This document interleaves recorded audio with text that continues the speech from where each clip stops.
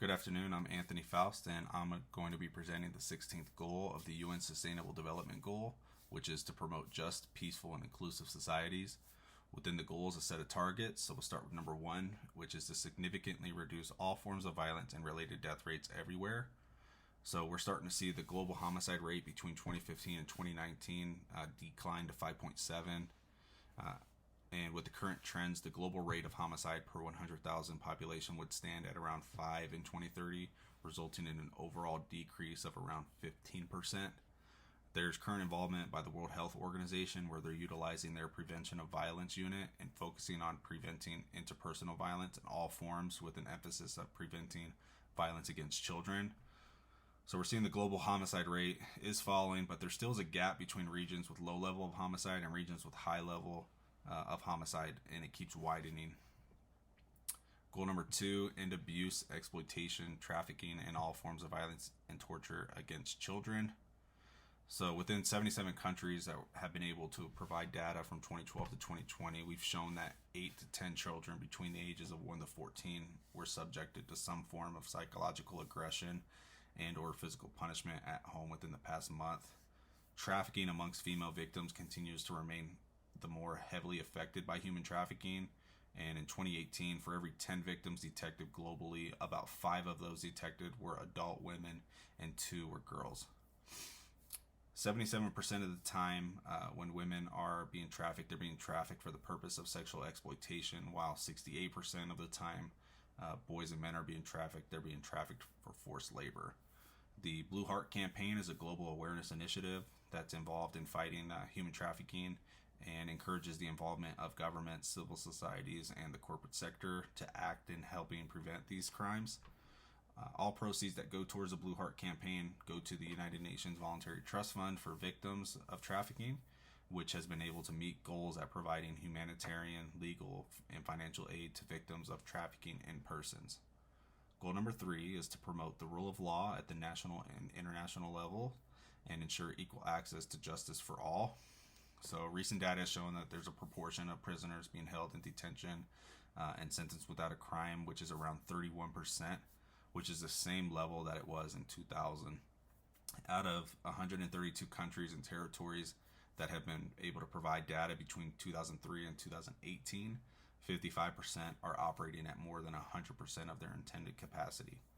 The United Nations Office on Drugs and Crime has been advancing the goals of the United Nations Standard Minimum Rules for the treatment of prisoners.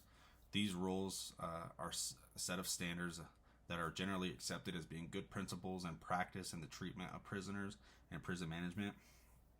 Currently, there's no progress in the proportion of persons held in detention without sentence for a crime, and it's equal to 31% in 2019, which is the same level observed in 2000.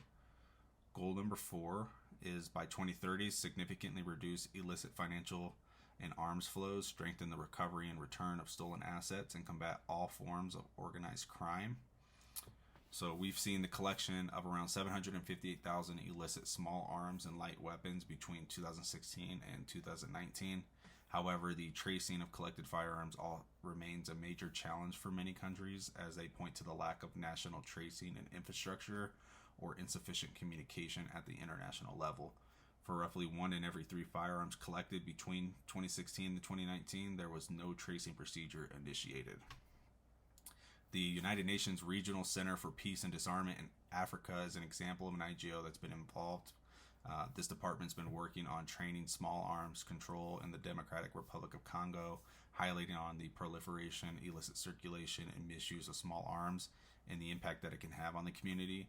They've also been working to explain each stage of the small arms life cycle and the tools that are utilized with fighting against small arms and trafficking and misuse. Goal number 5 is to substantially reduce corruption and bribery in all forms. So corruption represents a severe impediment to substantial development, and the current data shows that more than 120 countries with people living in low-income countries are being the most exposed to bribery. The average rate for low-income countries is about 37.6%, while high-income countries are having an average of just 7.2%.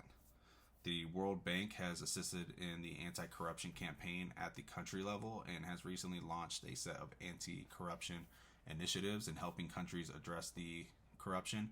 Within the year of 2020, the World Bank Group has sanctioned 49 firms and individuals, as well as recognized 72 cross-departments from other multilateral development banks.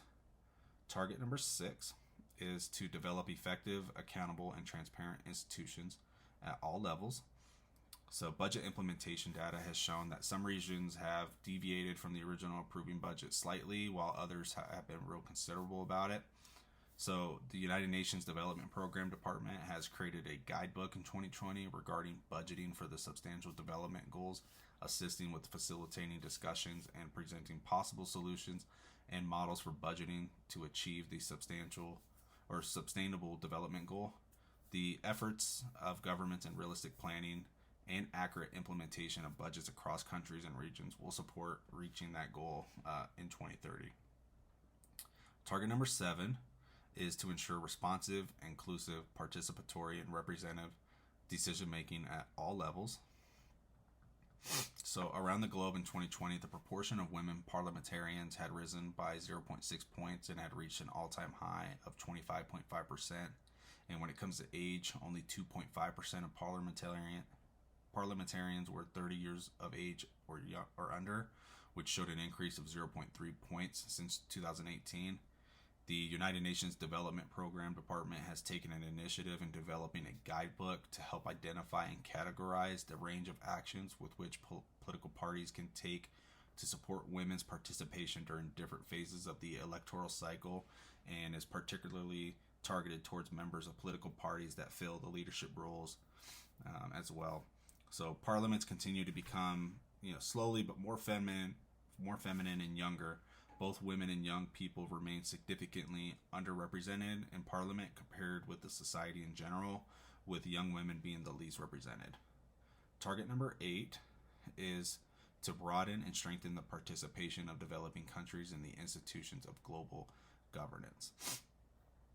Pressure on governments to finance climate change, adaptation, and mitigation with the use of debt instruments has already given the rising level of indebtedness amongst developing countries. There was also a persistent need to address concerns about innovative capacity, connectivity, as well as access to technology, and the lack of adequate technology infrastructure within developing countries.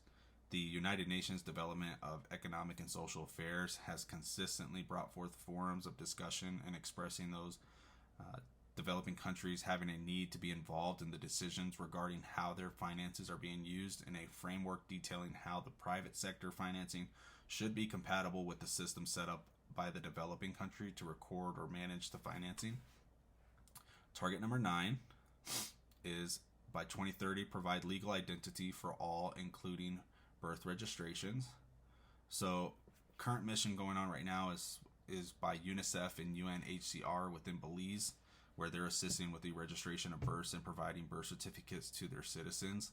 Belize currently sits at 4% of the population being unregistered, with 14% of those registered not even having a birth certificate. Half of the African children under 5 have had their births registered, with levels even lower amongst children. Only 44% of all infants in Africa have been registered. So registering a birth should take place as soon as possible because it minimizes the risk of misreporting details or failing to report the birth altogether. And target number 10 is ensure public attacks to information and protect fundamental freedoms in accordance with national legislation and international agreements. So over 1/3 of UN members state that they have reported the killing of human rights defenders, journalists, and trade unionists. Within 2020, there's been the killing of 331 human rights defenders that were reported in 32 countries, along with 19 forced disappearances in 14 countries, with women comprising of 13% of the victims. Additionally, 62 journalists were killed within the year of 2020, but that's shown as the lowest annual death toll in the past decade. Of all the countries that were affected, Latin America remains the region to be most affected. The United Nations Educational, Scientific, and Cultural Organization has created the multi-donor program of freedom of expression and safety of journalists to ensure the safety and fostering sustainable and independent media institutions.